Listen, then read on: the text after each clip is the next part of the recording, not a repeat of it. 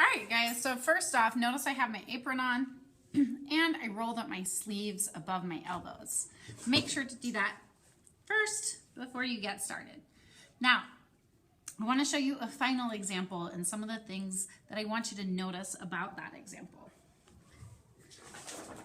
Notice that the whole paper is covered from edge to edge. It's not just in the center.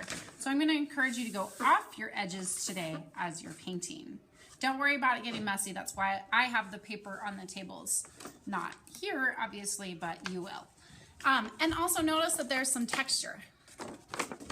So there are lights and darks that make it look like the paper is bumpy, and it actually is a little bit bumpy. And that's what we're learning. We're learning to incorporate texture into our work. So I'm going to take my brush, kind of wipe the edge of the brush off, and then working quickly, I'm going to scoop up some paint and put it on my paper. I'm going to quickly cover one side of my paper. And I can do a design like this, or I can change it up and just do stripes. I could even just do one single color. Now this page is kind of runny because it has a little bit of glue mixed into it, and that's what's going to help us get some of the texture that you saw in the final example. All right, now that one side is covered, it already looks pretty cool. I'm going to take some of my texture tools. So I'm just going to use these two, but you guys will have some other stuff to experiment with as well. So these little scrapers are fun. You just drag them through, and you can see it's starting to create those lines.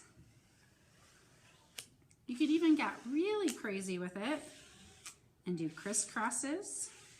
Now this is only working because my paper is still wet. If I take too long painting it, then it won't give that texture effect because it'll be dry already.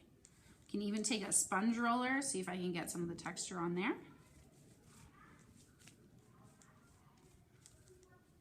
I'm going to keep playing around with my texture tools, doing different kind of things until I like the look of it.